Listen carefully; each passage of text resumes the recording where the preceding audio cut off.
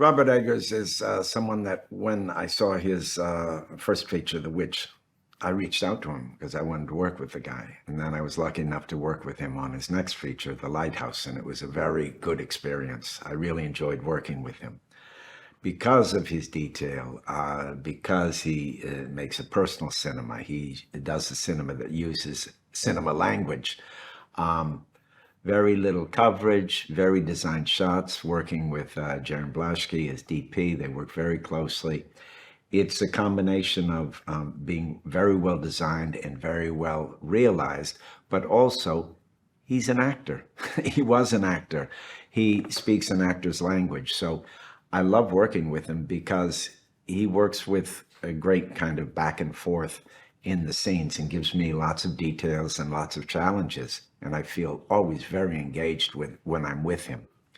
But I think most importantly, he's a guy of the cinema, but he's also a student of history, and he loves history so deeply, you feel it, that it's infectious, and you get drawn into those worlds with him. And as an actor, you just want to help him realize them as you can in your role. I like returning to work with directors whose work I like to be a part of and that I like working with. And he's way up there. So he just contacted me and said, look, this film is about Vikings, big, tall Norse guys, with shoulders like this and 40 years old max, but I have something for you to do in this. So that was kind of good. He wrote this. I understand. Directors say this sometimes, but I think he did invent this character for me. And it's a beautiful character because even though it's less expansive and I'm very much part of the ensemble in this movie, it's a very interesting role because it's very multidimensional. And what I do have to do in this story is very pivotal and also very essential. I mean, there's no fat in this role. So it's very nice for that reason. He is the fool to the king. He's like a jester. But he also, and this isn't apparent immediately, he's a sort of a shaman. He's a priest of sorts. And he conducts a very important ritual in the story. So I would say he's an ally and he's a friend of the king. Arvendir, played by Ethan Hawke.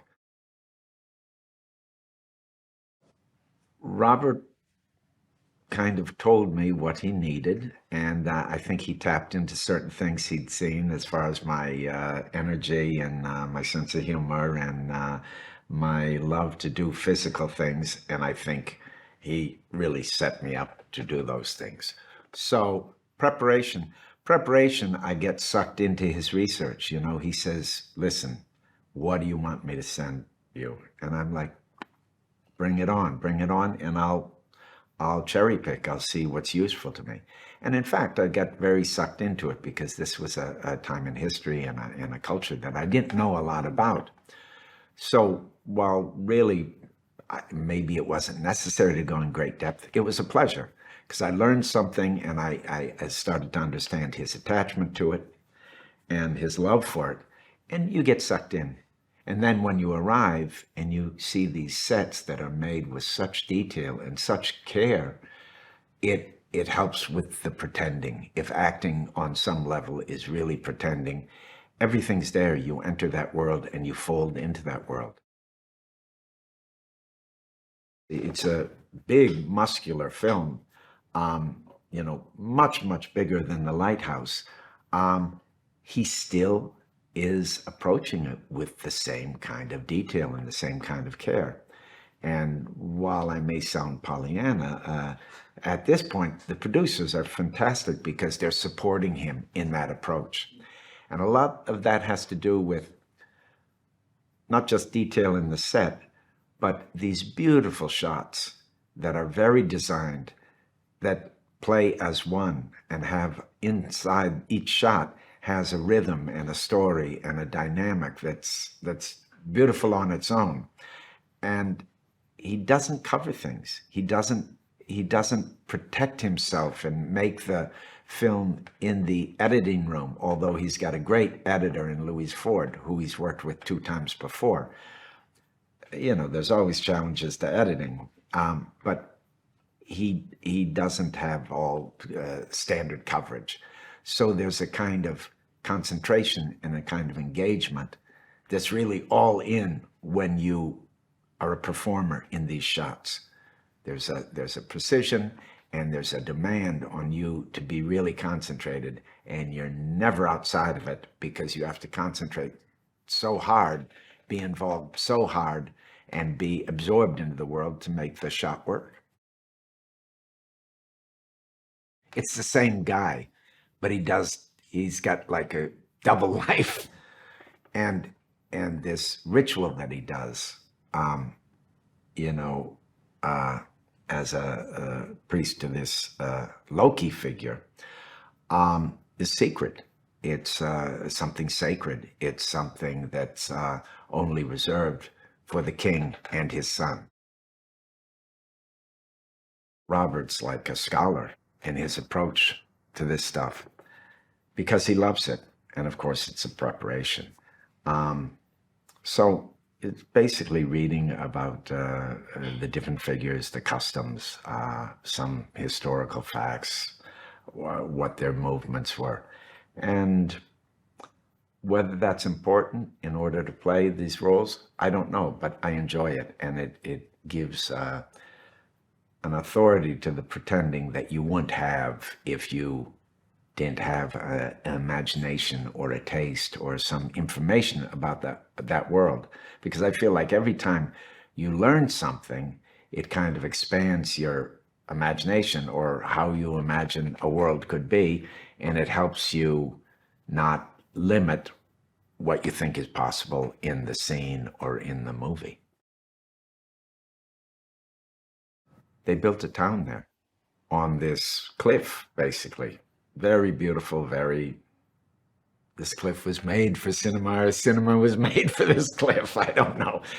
But they built this very authentic, very beautiful town, and all the bells and whistles. I arrived and I realized what a large production this is, how muscular, how detailed, how strong it is. There were sheep, there were slaves, there were townspeople, there was lots going on. And given the fact that Robert has these beautiful designed shots, it's a lot to wrestle with. So, but he's up to the challenge. But I think it's going to be spectacular.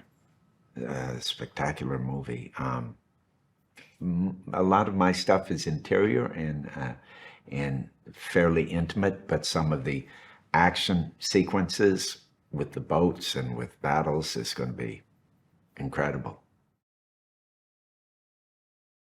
The film language that's being used and the precision and the passion that Robert and Jaron and the whole team has, this way of shooting a lot of big action sequences without a lot of cutting away. You really experience it. You aren't numbed just by noise and by fast cutting. These shots are designed. There's a beauty to it. I think it's special for that. From what I've seen and what we've been shooting, it really taps into what you can only do in a movie. You want them to have an experience, to enter into this world, to consider another way of being, to consider another time, to consider themselves in that other time. Of course, there's a story, a very complicated story on one level and a very simple story on another level. But I think what's going to be really exciting is to see a world that they haven't seen before. And I suppose everybody says that when they make a film because they're very, precious about their little world. But I think the amount of research and the amount of support in what Robert's doing is really impressive.